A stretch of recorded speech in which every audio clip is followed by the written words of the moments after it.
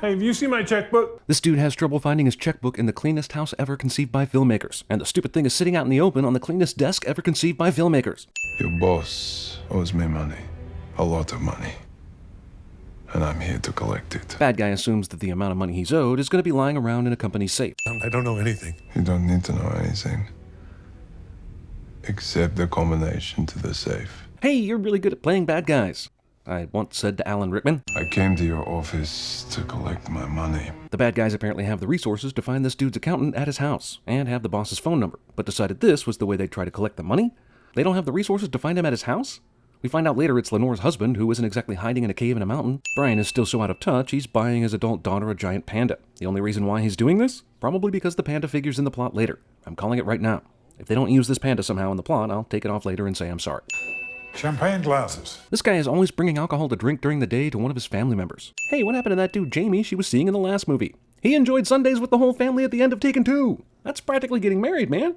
I think it's a little early to pop open a bottle. Since both Brian and her mother Lenore drink no matter what time of day, this should signal to Brian immediately that A, this isn't his daughter, or B, she's pregnant. Genetics don't lie. How'd it go? Damn, did Onatop just call Brian while she's chasing down James Bond? When does he grow up, Lenore? Well, it was 2008 when the first Taken came out, and Maggie Grace was 24 playing a 16-year-old. Taken 2 came out 2 years later, and she was definitely in college by that point. Now it's 2015, Maggie Grace is 31 going on 32, so I'm going to take a stab and say the answer to your question is 2010? Stuart and I, we've tried everything. This is the third movie, and they're still trying to get Brian and Lenore together somehow. I thought Taken 2 had, wait for it, taken care of that. But seriously, what the f***? Do you know what I fantasize about? Movie gets her hopes up that this will turn into the Red Shoe Diaries. I didn't think I'd see this once in my lifetime, much less twice. But yet another man in a movie turns down famke freaking Janssen. The first time was when Matt Damon did it in Rounders, and that was a bunch of bullshit too. Yeah, she's married and he's doing the right thing, and good for him, but this is not how men are wired. Why do you have to be so damn honorable? Famke Janssen would be amazing at CinemaSins, and believe us, we would definitely let her control this whole enterprise. It sure is great to see all these guys back together again for their scene. Also, golf. I can't go, Sam. It's a four-man job. We can't do it without you. And there are no other people in the entire world with a particular set of skills we could possibly hire instead of you. Woman who is pregnant sees kids being stupid cliché. Puppy. I agree that telling your hard-ass dad that you're not a virgin anymore and proof is on the way is a tough thing to spring on him. But damn, this lie is so transparent I'm surprised he didn't kill her boyfriend already. It's no different than having a kid. Is someone about to get Taken 3 already? Listen, I know that Lenore she's spoken to you about the problems that we've been having. Lenore's husband is looking a lot less Xander Berkeley these days. I've just been told to stop seeing my ex-wife around. Not content with all the texting he did non-stop, there is now a texting quota in all Liam Neeson movies. Brian, who is a know-it-all badass, decides to pick up a bloody knife off the floor for virtually no reason other than to incriminate himself. Come on! Brian uses the rare wrist-slapping technique to try to revive Lenore. With loads of evidence supporting the fact that Brian didn't do this, he decides to make himself look even more guilty by assaulting 3 cops. Convenient dumpster is always there when you jump out of a window. As a side note, don't ever expect this at home.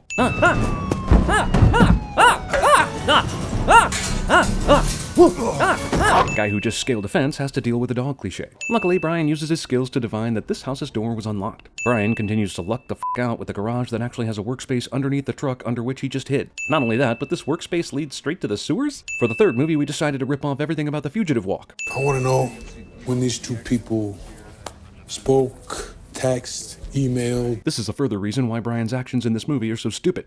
He picked up the knife, that was dumb, but the fact that the text, the 911 call, and his trip to get bagels would have easily exonerated him makes them even dumber. A woman's body was discovered.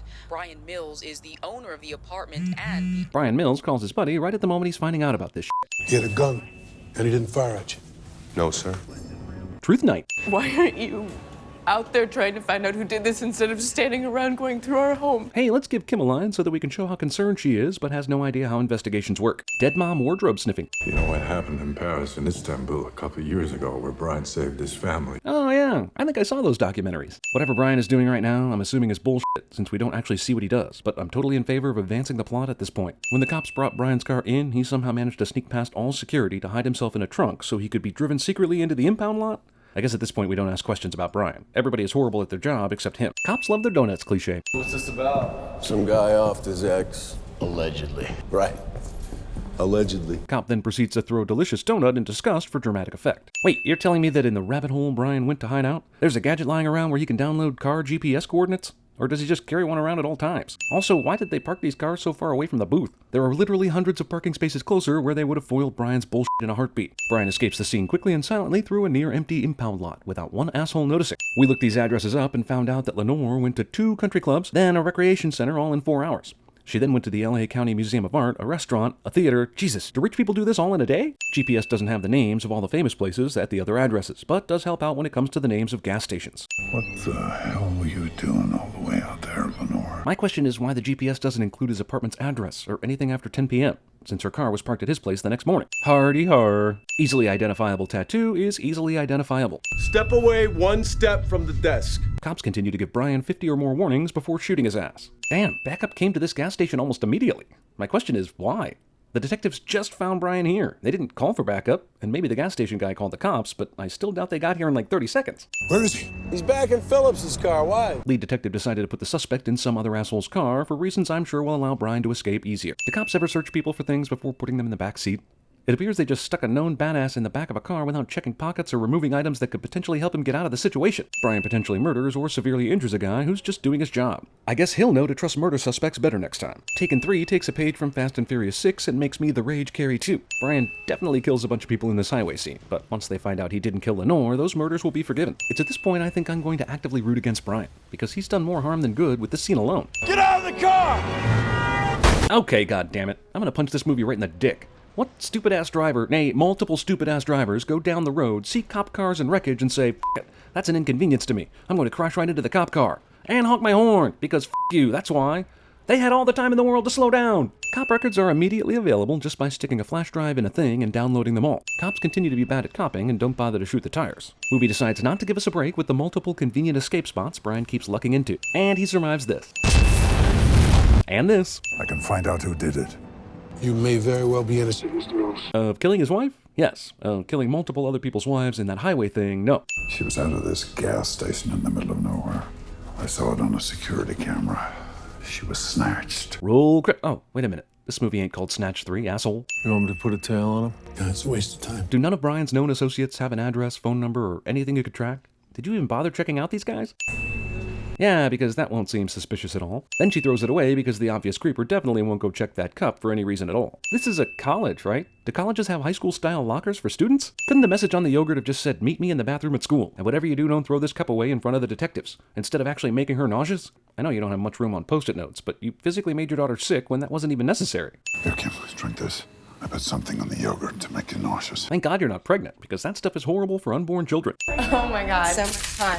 But you know what? He was such a jerk. Movie nukes its perfect Bechdel test with these 2 random hotties bursting in the bathroom. He just left. Because it's one of those public bathrooms with escape windows that are so popular these days. And nobody sees this, including the 3 people walking down the hallway. Suddenly, there are lots of students roaming the halls because Brian only has to punch security guards when he's in a private area. This throwing something that will explode in the janitor's closet scene requires 11 cuts in 7 seconds. Also, this entire scene was so Brian could tell his daughter what she already knew from the phone call earlier and the funeral scene. He risked everything for that.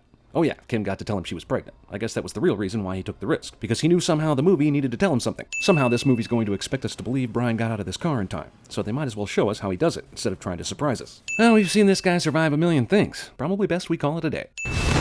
Because this car clearly hasn't exploded enough. Not only did he survive, he's not even the least bit hurt.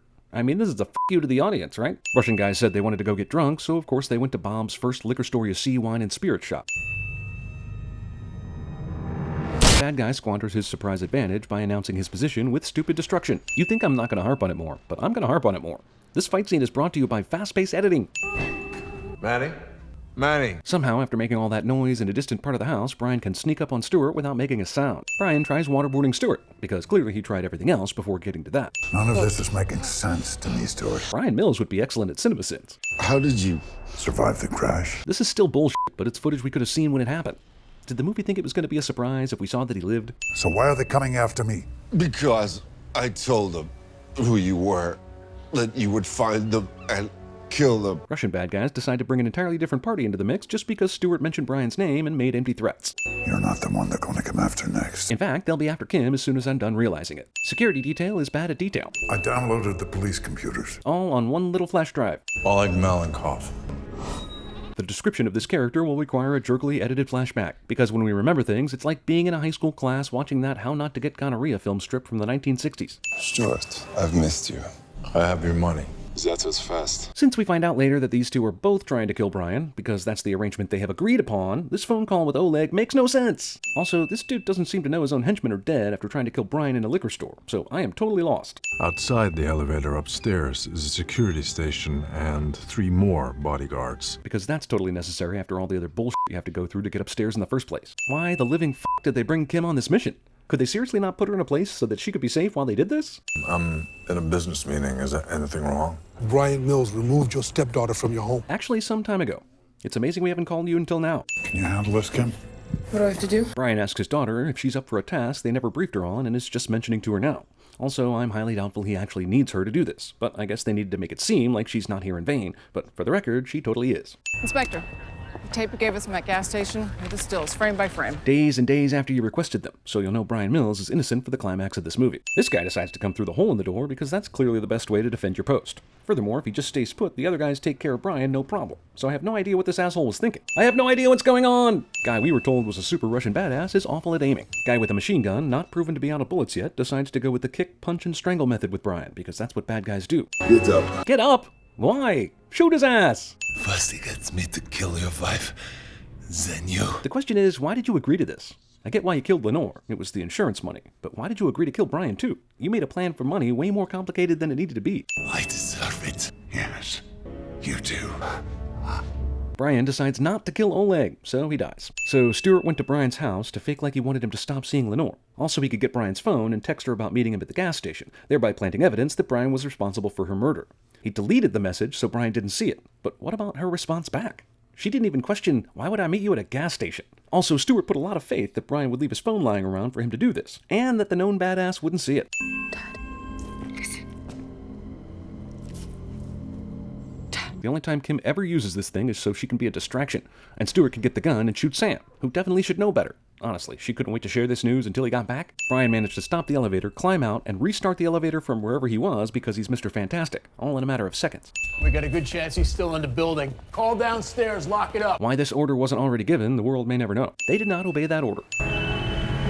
Liam Neeson gets a call from one of his other movies. Porsche speeds through downtown LA because there is no traffic there. And then they took her to my place and killed her to keep me out of the way. Because those incriminating text messages definitely weren't enough to put the blame on me. They had to stage the orgy of evidence that made zero sense and easily exonerated Brian of the crime. I want all units in the area of the Santa Monica airport to be on the lookout for a black Porsche. Maybe call somebody to stop all flights from taking off out of there? No? Okay, we'll wing this and hope for the best. Brian is able to crash into an airport gate without the TSA checking for shampoo bottles. So that just happened. Also, Brian could have been taking out the wheels of any private plane there. He had no idea Stuart was on this particular one. Coming over for coffee. Taking my phone, sending texts, and then erasing them. Yeah, I can't believe it either. That was his freaking plan. And it nearly worked. And then I'll come for you.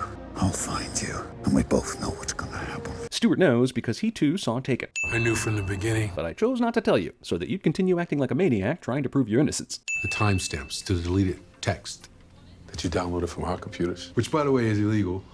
And I could arrest you for it. Not to mention all the wrongful deaths you committed on the highway earlier, and all the police assault, but He figured what better way to get rid of Malenkov and keep the insurance money than by getting me to kill the guy who would kill him.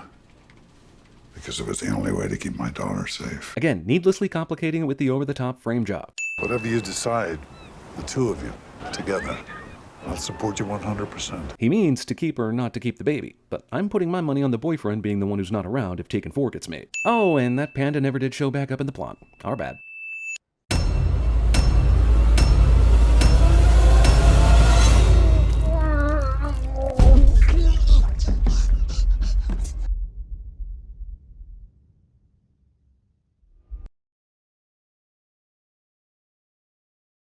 I will find you. Dad? And I will kill you.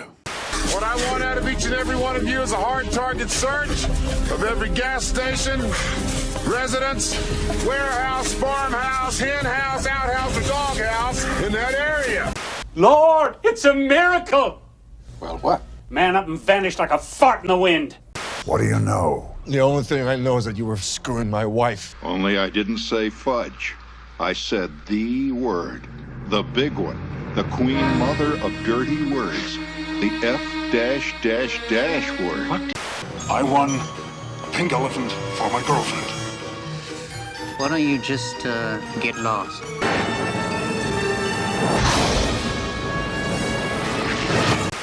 How'd it go? Great. Fantastic.